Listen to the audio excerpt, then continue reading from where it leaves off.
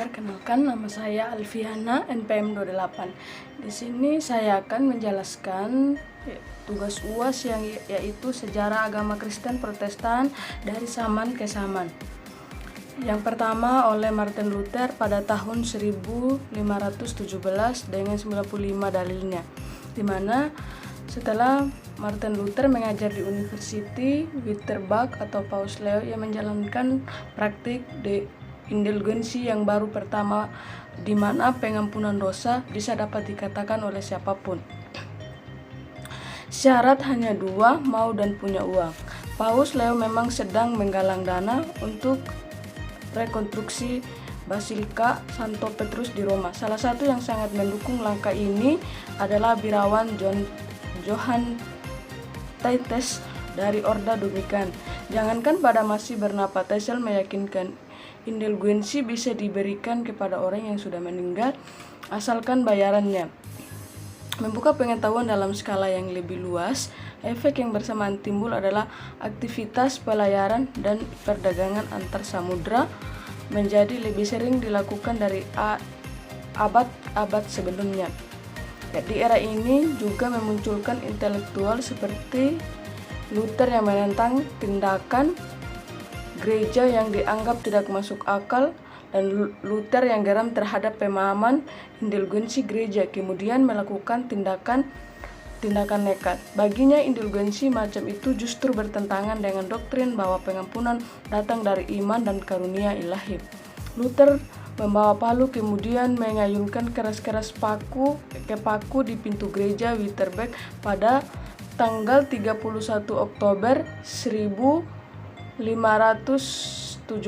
Dia mematris 95 dalil, sebagian besar isinya mempertanyakan keputusan Paus tentang indulgensi. Kendati sebagaimana yang meragukan aksi Luther, tesis 95 ini juga dikenal dengan Disputation on the Power of Indulgence, diingat sampai sekarang sebagai awal mula berdirinya Gereja Kristen Protestan yang diperingati sebagai Hari Reformasi pada tanggal 31 Oktober.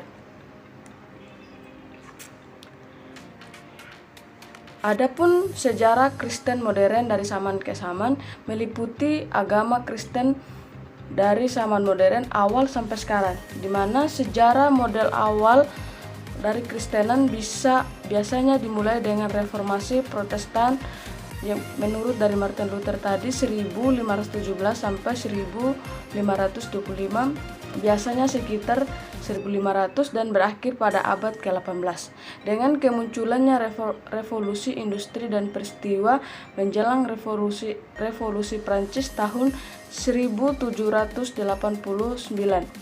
menjadi hal umum di seluruh Eropa pada abad pertengahan.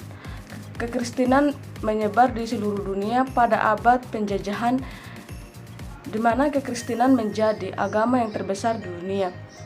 Kekristenan sangat berbeda secara signifikan dari agama lain dalam klaim bahwa Yesus Kristus adalah Allah Putra, tetapi sepanjang sejarahnya agama tersebut telah diwarnai skisma dan persengketa teologi yang menghasilkan banyak aliran gereja.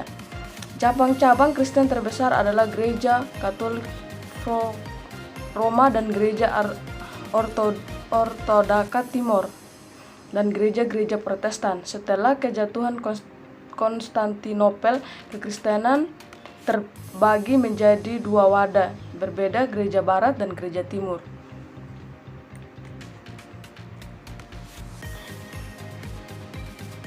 Teologi Kristen pada abad pertengahan yang mengutamakan subordinasi akal dan ilmu filsafat terhadap kepercayaan Kristen. Akal dan filsafat yang digunakan untuk melakukan klarifikasi dan memberikan penjelasan dan menunjang teologi Kristen.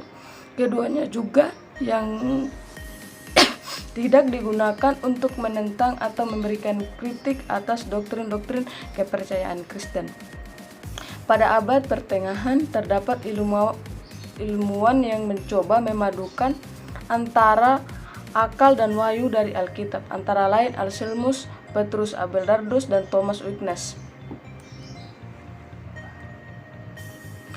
Adapun kekristenan agama yang ada di Indonesia.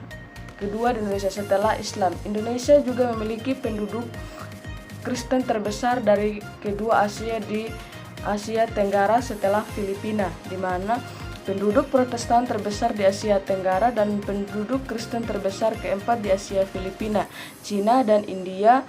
28,6 juta orang Kristen Indonesia merupakan 10,72% dari populasi negara itu. Pada tahun 2018 dengan 7,60% Protestan, 20,25 juta dan 3,12% Katolik atau 8,33 juta. Beberapa provinsi Indonesia mayoritas beragama Kristen, Protestan atau Katolik. Ini adalah agama terbesar kedua setelah Islam menurut sensus pada tahun 2010. Semua demonisasi Kristen berjumlah sekitar 10% atau sekitar 23 juta. Pemerintah Indonesia secara resmi mengakui dua aliran utama agama Kristen di Indonesia, yaitu Protestan dan Gereja Katolik. Protestan membentuk sekitar 70% dari semua agama Kristen di Indonesia dan Katolik merupakan 30% dari semua orang Kristen di Indonesia. Indonesia memiliki salah satu konsentrasi Kristen terbesar di dunia Muslim.